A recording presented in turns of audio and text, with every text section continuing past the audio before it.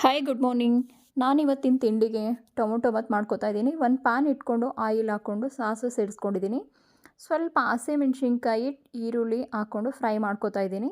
ಸ್ವಲ್ಪ ಕರ್ಬೇವಿನ ಸೊಪ್ಪು ಹಾಕ್ಕೊಂಡು ಸ್ವಲ್ಪ ಫ್ರೈ ಆಗ್ತಿದ್ದಾಗೆ ಪಲಾವ್ ಸಾಮಾನು ಸ್ಪೈಸಿ ಐಟಮ್ ಹಾಕ್ಕೊಂಡು ಸ್ವಲ್ಪ ಬಟಾಣಿ ನೆನೆಸಿಟ್ಟಿದೆ ಅದನ್ನು ಆ್ಯಡ್ ಮಾಡ್ಕೋತಾ ಇದ್ದೀನಿ. ಶುಂಠಿ ಬೆಳ್ಳುಳ್ಳಿ ಪೇಸ್ಟು ಮನೇಲೇ ಮಾಡ್ಕೊಂಡಿತ್ತು, ಅದು ಆ್ಯಡ್ ಮಾಡಿಕೊಂಡೆ. ಒಂದು 4 ಟೊಮೊಟೊ ತೊಳೆದು ಹಚ್ಕೊಂಡು ಟೊಮೊಟೊ ಆ್ಯಡ್ ಮಾಡಿಕೊಂಡು ಒಂದು ಚಿಟಿಕೆಯಷ್ಟು ಅರಶಿನ ಹಾಕ್ಕೊಂಡು ಫ್ರೈ ಮಾಡ್ಕೋತಾ ಇದ್ದೀನಿ.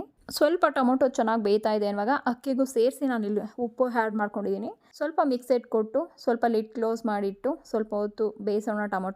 ಟೊಮೊಟೊ ಚೆನ್ನಾಗಿ ಬೆಂದಿದೆ ಅನ್ನುವಾಗ 1 ಗ್ಲಾಸಷ್ಟು ಅಕ್ಕಿ ತೊಳೆದಿಟ್ಕೊಂಡು ಅಕ್ಕಿ 1 ಗ್ಲಾಸ್ ಹಾಕ್ಕೊಂಡು ಸ್ವಲ್ಪ ಕಾಯಲ್ಲಿ ಮಾಡ್ಕೊಂಡಿದ್ದೆ ತೆಂಗಿನಕಾಯಿ ತುರಿದು, ಹಾಗಾಗಿ ಕಾಯಲ್ಲೂ ಸೇರಿಸ್ಕೊಂಡು ಸ್ವಲ್ಪ ಮಿಕ್ಸ್ ಮಾಡಿಟ್ಟು ಒಂದು ಅರ್ಧ ಟೀ ಸ್ಪೂನಷ್ಟು ಧನಿಯಾ ಪೌಡರ್ ಹಾಕ್ಕೊಂಡು ಲಾಸ್ಟ್ ಫೈನಲಿಗೆ ಒಂದು ಅರ್ಧ ಟೀ ಸ್ಪೂನ್ ಚಿಲ್ಲಿ ಪೌಡರ್ ಹಾಕ್ಕೊಂಡು 1 ಗ್ಲಾಸ್ಗೆ 2 ಗ್ಲಾಸ್ ನೀರು ಹಾಕ್ಕೊಂಡು ಲಿಡ್ ಕ್ಲೋಸ್ ಮಾಡಿಡ್ತಾ ಇದ್ದೀನಿ.